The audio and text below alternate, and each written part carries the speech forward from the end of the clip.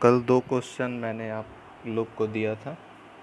First question था active mass of HI निकालना। इसका सॉल्यूशन यहाँ पर दिया हुआ, उम्मीद है आप लोग सॉल्व किए होंगे। Active mass of HI, active mass क्या होता है? ये वही होता है, मोलर कंसंट्रेशन भी इसको बोल सकते हैं। इसमें number of mole per unit volume. तो वेट क्या दिया हुआ था HI का? 64। और एटॉमिक मॉलिक्यूलर वेट क्या हो जाएगा HI का? 128। 64/128, ये क्या हो गया? नंबर ऑफ मोल हो गया। अपॉन में वॉल्यूम हो जाएगा। अपॉन में वॉल्यूम क्या दिया हुआ है? 2। अपॉन में 2, तो वैल्यू क्या आ जाएगा? 0.25। ये मेरा क्या आ गया? एक्टिव मास ऑफ HI आ गया। और सेकेंड क्वेश्चन दिया था, उसमें बोल रहा था कंसंट्रेशन ऑफ रिएक्टेंट डबल हो। अगर मान लीजिए कंसंट्रेशन ऑफ रिएक्टेंट को हम डबल कर देते हैं तो इक्विलिब्रियम कांस्टेंट क्या हो जाएगा? ये अनचेंज रहेगा। इक्विलिब्रियम कांस्टेंट क्या होगा? Remains unchanged. क्योंकि वापस से क्या हो जाएगा, अगर हम रिएक्टेंट के कंसंट्रेशन को डिस्टर्ब करते हैं तो वापस से रिएक्शन क्या होगा? इक्विलिब्रियम में आने का कोशिश करेगा। तो इसलिए वापस से जब इक्विलिब्रियम में आएगा तो वहाँ पर इक्विलिब्रियम कांस्टेंट क्या हो जाएगा? उसके ऊपर तो कोई फ़र्क पड़ेगा नहीं, क्योंकि रिएक्टेंट को अगर हम ज़्यादा करेंगे तो फिर प्रोडक्ट क्या होगा? ज़्यादा बनते जाएगा। और इक्विलिब्रियम कांस्टेंट क्या है? ये बस रेशियो है प्रोडक्ट अपॉन रिएक्टेंट का। ठीक है, ओके। नाउ नेक्स्ट टॉपिक आज हम पढ़ेंगे इक्विलिब्रियम कांस्टेंट का एप्लीकेशन क्या है रिएक्शन के ऊपर। जैसे इक्विलिब्रियम कांस्टेंट का हर रिएक्शन, अलग अलग रिएक्शन के लिए अलग अलग वैल्यू होता है, उस सभी चीज़ को हम लोग पढ़ेंगे। ठीक है, तो वो आप लोग नोट करते हुए चलिएगा और मैं यहाँ पर समझा रहा हूँ, अच्छे से डिस्कस कर दूँगा ताकि आप लोगों को समझने में कोई दिक्कत नहीं हो।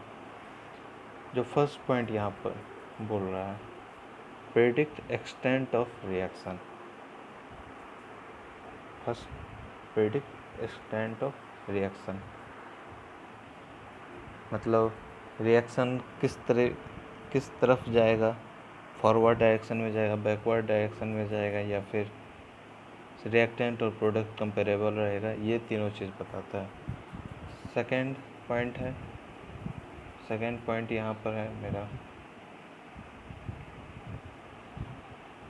Predict direction of reaction. ठीक है, और थर्ड है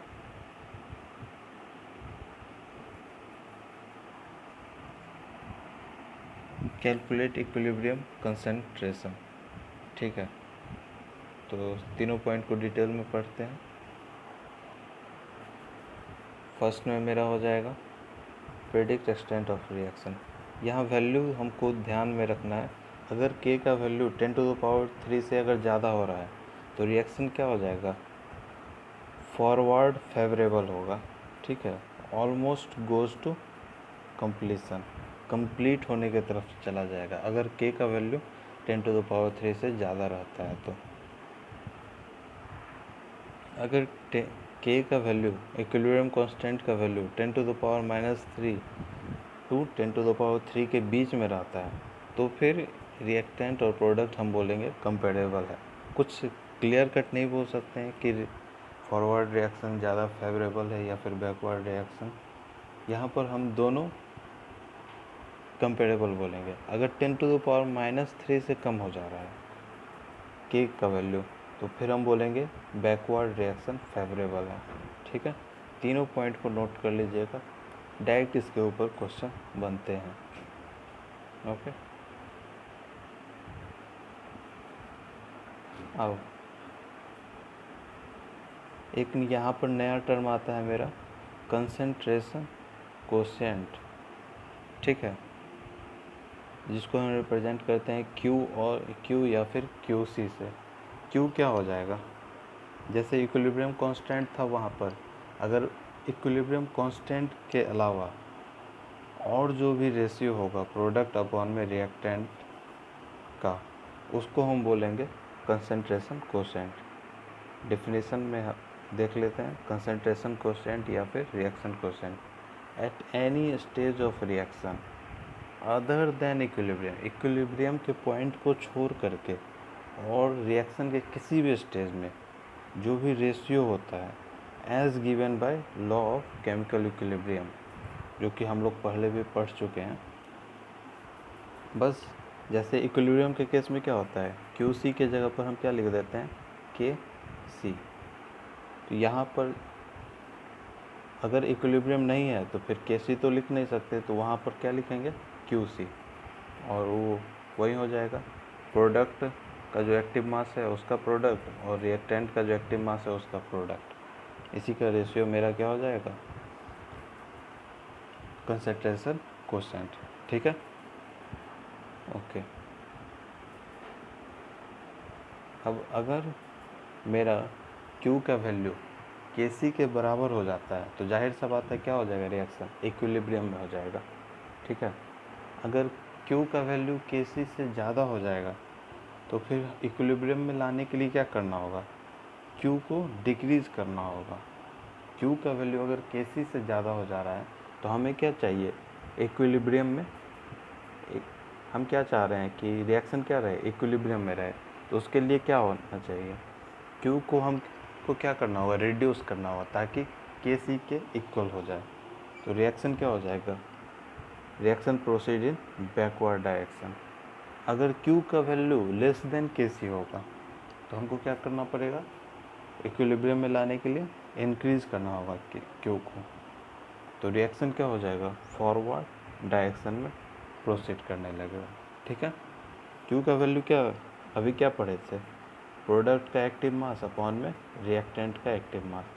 अब Q का वैल्यू अगर जैसे यहाँ पर कम है तो हमको क्या, जैसे यहाँ ज़्यादा है तो हमको क्या करना होगा, डिक्रीज़ करना होगा। डिक्रीज़ करने के लिए क्या करना होगा, प्रोडक्ट जिससे कि कम से कम बने वही करना पड़ेगा, यानी कि रिएक्शन को क्या करना होगा, बैकवर्ड प्रोसीड कराना होगा। अगर Q का वैल्यू बढ़ने लग जाए, अगर Q का वैल्यू जैसे यहाँ पर कम है Kc से, तो हमको क्या करना होगा, बढ़ाना पड़ेगा। बढ़ाने के लिए क्या करना होगा, फॉरवर्ड रिएक्शन में प्रोसीड कराएंगे ताकि प्रोडक्ट ज़्यादा से ज़्यादा फॉर्म हो और Q का वैल्यू ज़्यादा हो। ठीक है, ये तीनों पॉइंट है, इसको नोट कर लीजिएगा आप लोग, इस पे भी क्वेश्चंस बनते हैं। कंसेप्ट बहुत कम है, जो भी कंसेप्ट बेस्ड क्वेश्चन है, क्वेश्चंस आते हैं उस सारे कंसेप्ट को मैं क्लियर कर दे रहा हूँ और किसी तरह का कोई भी दिक्कत नहीं होगा। अच्छे खासे न्यूमेरिकल हम लोग मिल करके सॉल्व करेंगे और कंसेप्ट पूरा समझ में आना चाहिए, उसी के कारण न्यूमेरिकल भी आगे सॉल्व हो सकेगा। ठीक है,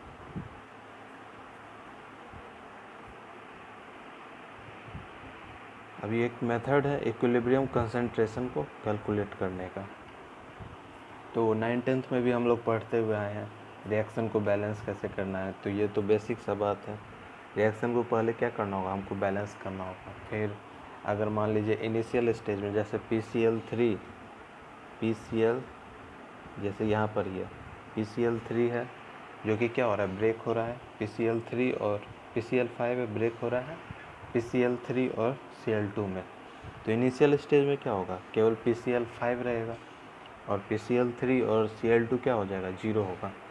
लेकिन जैसे जैसे रिएक्शन प्रोसीड होगा एक पॉइंट आएगा जब क्या हो जाएगा, दोनों rate of formation of PCl3 और Cl2 इक्वल हो जाएगा rate of formation of PCl5 के, तो वहाँ इक्विलिब्रियम हो जाएगा। तो PCl3 और Cl2 कहाँ से फॉर्म होगा, वहीं PCl5 से ही तो फॉर्म होगा। ठीक है, हम एज्यूम कर लेंगे कि इक्विलिब्रियम पॉइंट पर x अमाउंट ऑफ रिएक्टेंट क्या हो रहा होगा, रिएक्टेड या फिर प्रोडक्ट फॉर्म होगा। जैसे यहाँ पर x अमाउंट, इसी को हम बोल सकते हैं कि x क्या हो रहा है, डिसोसिएट हो रहा है। ठीक है, मतलब x अमाउंट क्या हो जाए, ब्रेक हो जा रहा है और वो क्या हो रहा है, फॉर्म हो रहा है PCl3 और Cl2 के फॉर्म में। ठीक है, ओके। तीनों पॉइंट को अच्छे से नोट कर लीजिएगा, मैं यहाँ पर एग्जांपल से समझा दे रहा हूँ आपको। अब इक्विलिब्रियम पे आ गया तो फिर हम इक्विलिब्रियम कांस्टेंट को कैसे लिखेंगे, प्रोडक्ट का जो प्रोडक्ट होगा, जैसे x into x, x square upon में रिएक्टेंट के एक्टिव मास को अपॉन में 1 माइनस एक्स। ठीक है। अब अगर हमको केसी का वैल्यू दिया हुआ हो इक्वेशन में, क्वेश्चन में, तो केसी का वैल्यू पुट करके x निकाल सकते हैं, या फिर x का वैल्यू दिया हो तो वहाँ पर से हम केसी निकाल देंगे। ठीक है। ओके, यही इस टॉपिक में पढ़ना था। एक क्वेश्चन है जो कि आप लोग अभी देख लीजिए सॉल्व करके। 2 मोल, यहाँ पर क्या बोल रहा है, PCl5। 2 मोल PCl5 है जो कि हीट कर रहे हैं किसी भी कांस्टेंट टेम्परेचर पर, और 2 लीटर क्या हो गया, वॉल्यूम दिया हुआ है हमको। ठीक है। और इक्विलिब्रियम जहाँ पर भी अचीव हुआ उस पॉइंट पर बोल रहा है PCl5 क्या हो गया, 40% डिसोसिएट हो गया, इनटू प्रोडक्ट क्या बनेगा, PCl3 और Cl2 में। तो वहाँ पर हमको केसी का वैल्यू फाइंड करना है। सॉल्व कीजिएगा आप लोग। सबसे पहले क्या करना होगा, इसमें रिएक्शन को हम लोग लिख लेते हैं।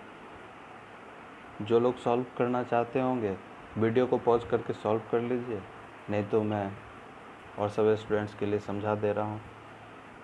जैसे PCl5, ठीक है, इक्विलिब्रियम पर है, क्या फॉर्म करेगा, PCl3 और Cl2। अब क्या दे रहा है क्वेश्चन में, क्या दे रहा है, इनिशियल स्टेज में क्या है, 2 मोल PCl5 है। तो इनिशियल स्टेज पे क्या लिख देंगे, 2 मोल PCl5 है, PCl3 क्या हो जाएगा, 0 हो जाएगा, Cl2 क्या हो जाएगा, 0 हो जाएगा। ओके, समझ में आया यहाँ तक।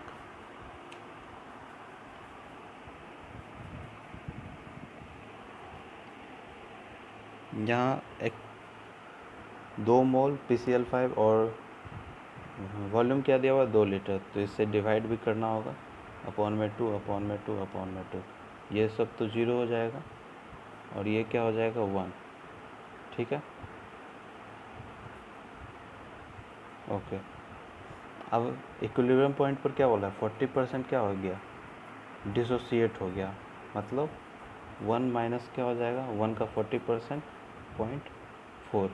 ठीक है। तो यहाँ पर क्या हो जाएगा, 0.6 हो जाएगा, 0.6 क्या हो गया, रिमेनिंग रह गया PCl5। 0.4 क्या हो गया, रिएक्शन में मेरा ख़त्म हो गया PCl5, और PCl3 कितना फॉर्म हो जाएगा, 0.4, और Cl2 भी क्या हो जाएगा, 0.4। ओके, 0.4। ठीक है, नोट कर लीजिए।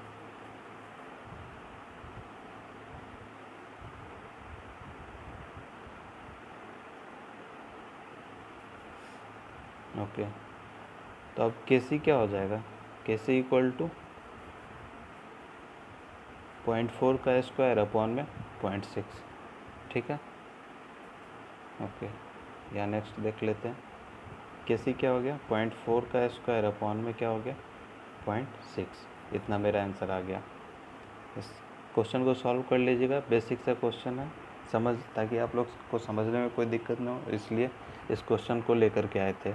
बहुत सारे अच्छे अच्छे क्वेश्चन भी करेंगे हम लोग, जेई एडवांस सबके क्वेश्चन करेंगे हम लोग।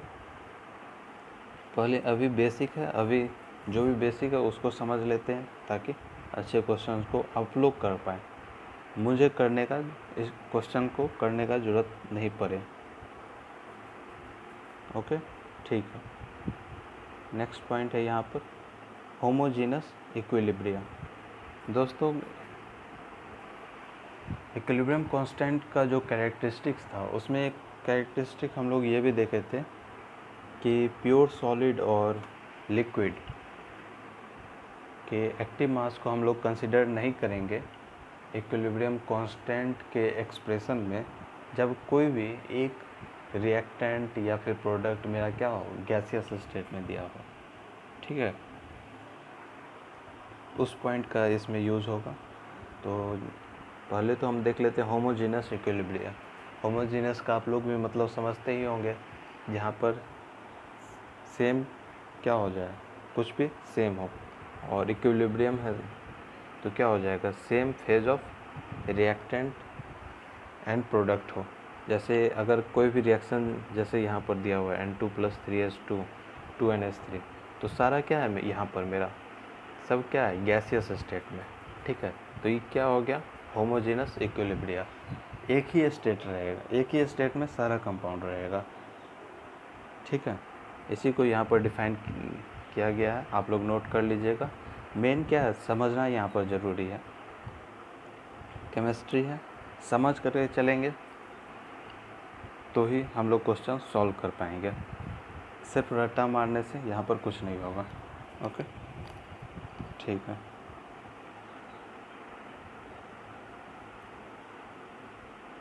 अब एक पॉइंट है, इसका भी बहुत ज़्यादा यूज होता है, Kp=Kc RT अपॉन में पावर क्या हो जाएगा डेल एन। एन यहाँ पर मेरा क्या है नंबर ऑफ मोल, और डेल का मतलब क्या हो जाता है चेंज, मतलब number of moles of gaseous product minus number of mole of gaseous reactants, ठीक है। जैसे गैसियस स्टेट में हम लोग पढ़े होंगे, या फिर अगर जो लोग नहीं पढ़ पाए होंगे तो उन लोग के लिए मैं जल्द ही लेक्चर लेकर के आऊँगा गैसियस स्टेट के ऊपर, ठीक है। तो PV=nRT, फिजिक्स में भी ये एक्सप्रेशन है, PV=nRT। तो P क्या हो जाएगा N/V इंटू क्या हो जाएगा RT, और number of mole upon volume को क्या लिखते हैं हम लोग कंसंट्रेशन, P क्या हो जाएगा CRT, ठीक है। तो अब जैसे हम लोग Kc का एक्सप्रेशन लिख रहे थे, एक्टिव मास ऑफ प्रोडक्ट, और प्रोडक्ट का प्रोडक्ट अपॉन में रिएक्टेंट का प्रोडक्ट, दोनों को मल्टीप्लाई करें। इस Kc में क्या लिख रहे थे, केवल हम लोग कंसंट्रेशन लिख रहे थे, और Kp में हम लोग क्या लिखेंगे प्रेशर लिखेंगे, ठीक है। अगर Kc के टर्म में हमको लिखना हो तो कैसे लिखेंगे, जो भी Kc दिया हो into R⁴ del n, del n वहाँ पर मेरा क्या हो जाएगा change in number of moles, ठीक है। जैसे ये रिएक्शन हो गया मेरा N2+3H2 इक्वल बना रहा है 2NH3, इसमें डेल एन क्या है मेरा, डेल एन क्या हो जाएगा number of mole of gaseous product, gaseous product का नंबर ऑफ मोल क्या है 2, minus number of mole of gaseous reactant, gaseous reactant का नंबर ऑफ मोल क्या हो जाएगा 1+3, ठीक है। तो क्या हो जाएगा 2 - 4 -2 हो जाएगा डेल एन का वैल्यू। इसी डेल एन को क्या कहाँ लिख देंगे हम लोग, यहाँ पर पावर में यहाँ पर लिख देंगे -2, ठीक है। अभी हम लोग क्या पढ़ रहे थे होमोजीनस इक्विलिब्रिया। नेक्स्ट टॉपिक जो है वो है मेरा हेट्रोजीनस इक्विलिब्रिया। हेट्रोजीनस नाम से उसमें क्या सेम स्टेट के बारे में हम लोग पढ़ रहे थे, तो हेट्रोजीनस में क्या हो जाएगा एक से ज़्यादा अगर फेज अकर होता है किसी भी रिएक्शन में, मोर देन 2 फेज, 2 या फिर मोर देन 2 फेज, तो उसी को हम बोलेंगे हेट्रोजीनस इक्विलिब्रिया, ठीक है। जैसे यहाँ पर एग्जांपल दिया हुआ है H2O लिक्विड क्या हो रहा है इक्विलिब्रियम में है, H2O गैसेस स्टेट में, मतलब वाटर और वाटर वेपर क्या हो जाएगा इक्विलिब्रियम में है। यही हो गया मेरा हेट्रोजीनस इक्विलिब्रिया। दो अलग अलग स्टेट के बारे में यहाँ पर पढ़ रहे हैं, ठीक है। अब क्वेश्चंस है, इस क्वेश्चन को आप लोग देख लीजिएगा, थोड़े ज़्यादा क्वेश्चंस हो गए हैं। तो रिलेशन बिटवीन क्या हो जाएगा Kp एंड Kc यहाँ पर फाइंड करना है इस दोनों क्वेश्चन में। इसका तो अभी फाइंड कर ही लिए, सेकेंड वाले का क्या हो जाएगा Kp क्या हो जाएगा सेकेंड के, Kp = Kc RT⁴ क्या हो जाएगा डेल एन, और इसमें डेल एन का वैल्यू क्या हो जाएगा, इसमें डेल एन क्या हो जाएगा 2 + 1 3 -2 मतलब 1 हो जाएगा। पावर क्या हो जाएगा 1 लिख देंगे, मतलब KC × RT हो गया। आप लोग सॉल्व कर लीजिएगा खुद से भी। सेकंड जो क्वेश्चन है 2HI इक्विलिब्रियम में है और ये फॉर्म कर रहा है H2 + I2, ठीक है। तो Kp का वैल्यू क्या हो जाएगा? सबसे पहले हम लोग यहाँ पर फिर से डेल n निकाल लेंगे। तो डेल n क्या हो जाएगा 2 - 2 0। अब 0 को यहाँ पावर में अगर हम लिखेंगे तो क्या हो जाएगा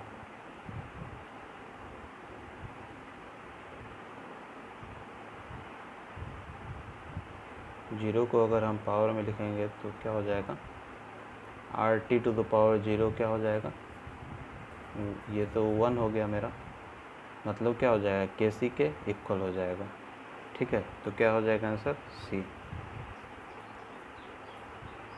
सेकंड जो क्वेश्चन है ये आप लोग का होमवर्क है, इसको सॉल्व कर लीजिएगा और नेक्स्ट लेक्चर में इसका सॉल्यूशन आप लोग को दे दिया जाएगा, ठीक है। जितने भी सारे नोट्स हैं वो आप लोग नोट कर लीजिए कॉपी में। और ये वीडियो ज़्यादा बड़ा है नहीं, ताकि और छोटा ही बनाया गया है ताकि आप लोग बार बार रिवाइज कर सकें। और अगर आप लोग को अच्छा लगा हो तो वीडियो को शेयर कर दीजिएगा, ठीक है। Thank you very much. आप